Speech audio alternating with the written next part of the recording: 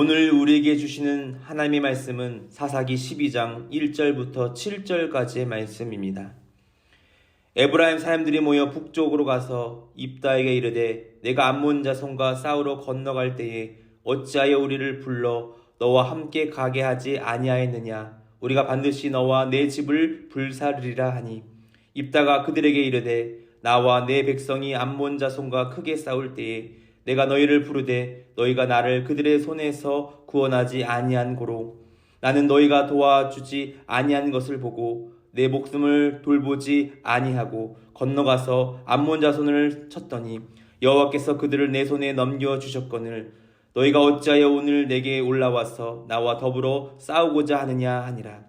입다가 길르앗 사람들을 다 모으고 에브라임과 싸웠으며 길르앗 사람들이 에브라임을 쳐서 무찔렀으니 이는 에브라임의 말이 너희 길르앗 사람은 본래 에브라임에서 도망온 자로서 에브라임과 브나센 중에 있다 하였습니다.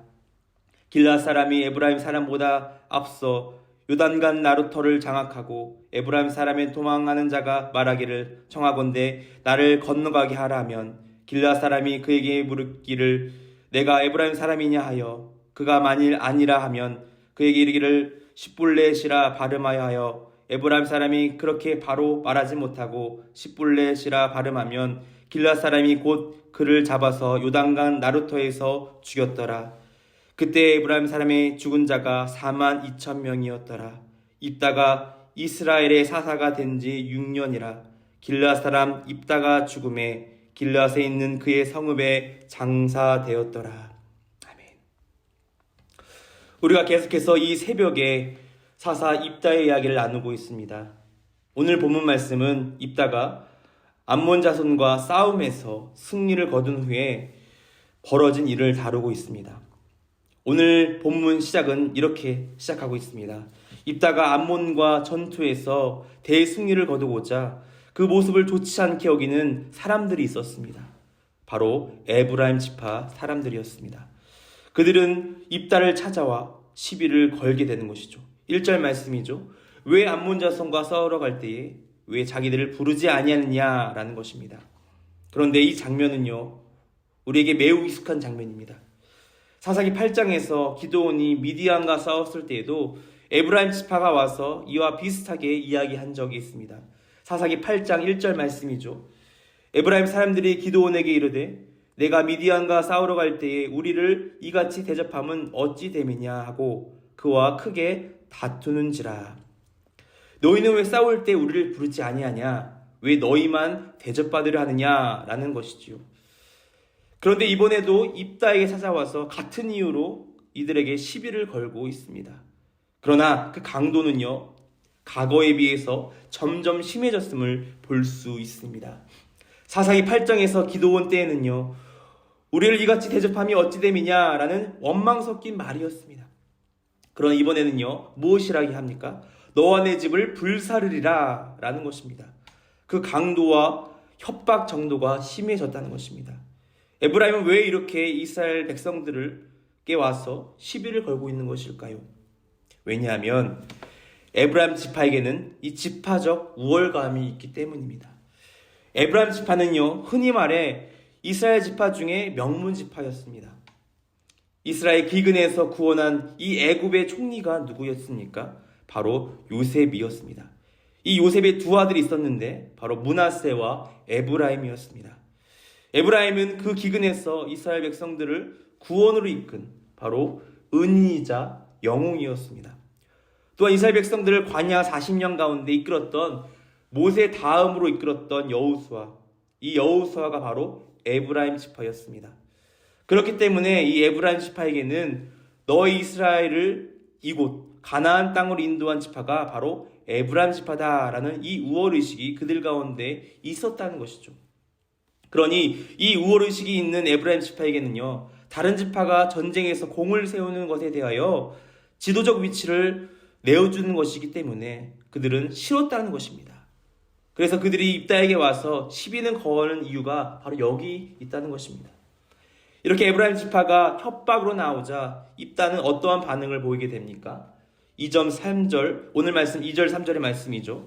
내 백성이 암몬 자손과 크게 싸울 때에 내가 너희를 부르되 너희가 나를 도와주지 아니했다라는 것입니다.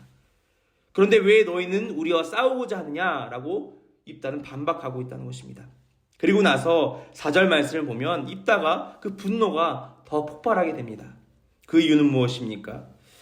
에브라임 지파가 지금 길앗 사람들 모두 싸잡아 너희 길앗 사람들은 에브라임에서 도망온 자들이다. 너희는 배신자들이다. 라고 모욕하며 악담을 퍼붓고 있기 때문입니다. 이 길앗에 있는 사람들의 대부분이 이 므낫세 지파 지형에 속해 있기 때문에 너희 길앗 사람들은 에브라임에서 도망온 자들이다. 라고 이야기하는 것입니다. 이 이야기를 들은 길앗 사람들은 어떠합니까? 당연히 자신의 사람들을 모욕하고 있는 에브라임 지파에게 큰 감정이 생겨서 입다와 동조하여 에브라임 지파와 싸움을 벌이게 되는 것이죠. 그런데요, 허무하게도 이 에브라임 지파는 한 번도 힘을 써보지 못하고 패하여 도망가기 바쁘게 됩니다. 결국 그 도망가는 길목, 즉 요단강 나루터를 장악하던 길앗 사람들에 의해서 에브라임 지파 사람들은 42,000명이라는 대학살을 당하게 됩니다. 얼마나 끔찍한 일입니까? 어떻게 보면 이들은 같은 동족입니다. 에브라임 지파와 므낫세 지파, 같은 형제 지파입니다. 그러나 그들이 가지고 있는 이 비교의식과 우월의식, 그 자존심 때문에 그들 형제 간에 42,000명이라는 대학살이 일어나게 된 것이죠. 우리는 오늘 말씀을 통하여 어떠한 교훈을 삼을 수 있을까요? 첫 번째, 특권의식은 다툼과 분열을 일으킨다는 것입니다. 에브라임 특권의식이 이스라엘 공동체의 다툼과 동족의 비극을 가져오게 되었습니다. 사실상 에브라임 지파가 과거에 하나님의 일을 감당하여서 이스라엘을 구원한 역사가 있는 것은 우리가 부인할 수 없는 사실이죠. 그러나 그 과거의 행적 때문에 자신에게 영광을 돌리게 하는 그들의 태도는 바로 특권의식을 뛰어넘은 교만함이었습니다. 그 모든 것이 다 하나님의 섭리였고 또 인도하심이었는데 마치 자신의 능력으로 이스라엘 역사를 이룬 것처럼 그들은 착각하고 있었다는 것입니다. 이 특권의식은 이들 신앙을 병들게 하였던, 그리고 공동체를 분열시켰던 바로 교만함이었습니다. 마찬가지로 주를 시인하는 우리의 믿음의 공동체 속에도 나타나는 갈등과 문제의 원인을 살펴보면 단 한 가지, 바로 이 특권의식 때문에라는 것이죠. 나는 이들보다 특별하고 특별한 대우를 받는 존재다라는 이 우월의식 속에서 공동체가 분열이 일어나고 다툼이 일어나고 당을 짓게 되고 결국 공동체를 무너뜨리는 그 통로가 된다는 것입니다. 우리는 다 같이 하나님의 은혜로 세워진 하나님의 자녀와 하나님의 백성들입니다. 그 누군가에게 특권의식, 우월하는 것이 아니라 우리는 모두가 다 하나님 앞에서 평등된 자고 동등된 백성이므로 모든 것이 다 하나님이라는 것을 생각한다면 더 이상 공동체 안에 다툼과 분열과 이러한 문제는 생겨나지 않는 것입니다. 이 특권의식을 없앨 수 있는 방법은 우리가 하나님의 백성된 자로서 다 하나님의 은혜로 된 것을 믿고 나아갈 때에 이 특권의식은 없어진다는 것입니다. 그러므로 우리는 모든 것이 다 하나님의 은혜임을 더욱더 인지하고 우리의 삶 가운데 또한 믿음의 여정 가운데 겸손함과 낮아진 마음으로 주의 일을 감당해야 될 줄 믿으시길 바랍니다. 두 번째, 우리가 말씀을 통하여 알아야 할 것은 지도자는 지도자다워야 한다는 것입니다. 백성의 리더로서 사사의 역할은 무엇입니까? 이스라엘을 억압 가운데 이방 민족의 손에서 이스라엘을 구원하고 백성들의 평안과 또 안전을 가져다 주는 것이 바로 사사의 역할입니다. 하나님 앞에 서서 백성들 또 사이에 서서 그 평안함과 회복시켜야 할 사람이 바로 사사인 것이죠. 그런데 사사로 세움받은 입다의 모습은 어떠합니까? 물론 그가 이스라엘을 억압하였던 암몬 자손을 물리치고 눈앞에 보이는 평안을 되찾아왔습니다. 하지만 그는 자신의 딸을 제물로 드리는 하나님께 결코 기뻐하지 아니하는 그러한 범죄를 범하고 말았습니다. 또한 에브라임이 물론 1차적인 원인을 제공했지만 사사로서 좀 인내하지 못하고 자신의 의를 드러냄으로써 결국 에브라임 사람들을 42,000명을 살상하는 그러한 안타까운 일을 벌이게 되는 것입니다.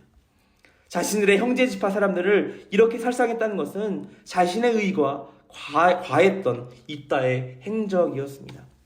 입다는 그가 세운 믿음의 행적은 있었지만 우리에게 끝까지 리더다운 또 지도자다운 모습을 보이지 못한 것이 사실이고 안타까운 일입니다. 이방을 정복하여 자신의 민족에게 평안을 가져다 줘야 할 의무를 지닌 사사가 결국 정복한 것은 이방이 아닌 자기 민족이었으며 그가 남긴 것은 자신의 의와 분노로 인한 4만 2천 명이라는 동족 성장의 비극을 남기게 된 것입니다. 오늘 본문 말씀 6절 하반절부터 입다의 행적을 갈마무리하는 이 7절에 이르기까지 하는 말씀이죠. 그때 에브라임 사람의 죽은 자가 4만 2천 명이었더라. 입다가 이스라엘의 사사가 된 지 6년이라 길르앗 사람의 입다가 죽음에 길르앗에 있는 그의 성읍에 장사되었더라. 무슨 말입니까? 입다가 살아생전에 이룬 업적은 대적인 암몬 자손을 무찌른 것이 아니라 동족인 에브라임 사람 4만 2천 명을 죽인 것으로 마무리되고 있다는 것입니다. 그래서 우리가 간과해야 될 것은 하나님께 주신 이 우리의 사명의 자리, 우리가 영적으로 잘 분별하여서 끝까지 유정의 비를 거둬야 된다는 것입니다. 어떠한 특권의식으로 그 권력을 휘두르다가 나의 의가 드러나서 좋지 못한 열매를 맺는 것은 지도자로서 지양해야 되는 것을 믿으시기를 바랍니다.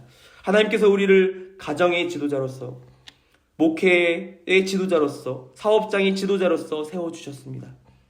그렇게 부르심을 받은 우리가 가져야 할 믿음의 자세는 바로 그 은혜를 은혜로 받을 수 있는 겸손함과 낮아짐, 그리고 인내의 열매를 맺어야 됨을 믿으시기를 바랍니다. 그 모든 것이 다 하나님의 은혜인 것을 우리가 고백해야 될 줄 믿습니다. 오늘 이 새벽에 우리는 입다의 삶을 바라보며 그가 비록 암몬 자손으로부터 자신의 민족을 구원해내는 업적은 이루었지만 그의 마지막은 어리석은 선택으로 자신의 딸을 죽이고 순간의 화를 참지 못해 동족을 죽이는 그런 아쉬움을 오늘 말씀을 통해 바라보았습니다. 오늘 우리가 살아가는 이 삶의 현장 속에서 하나님께서 주시는 그 은혜의 마음으로 나의 공동체원들을 품어주고 위로하며 또 그들에게 하나님의 사랑을 전할 수 있는, 그리고 우리가 속한 그 공동체가 평화와 평안과 기쁨이 넘치는, 또한 승리를 이끌어 나가는 복된 우리들 되길 간절히 소망합니다.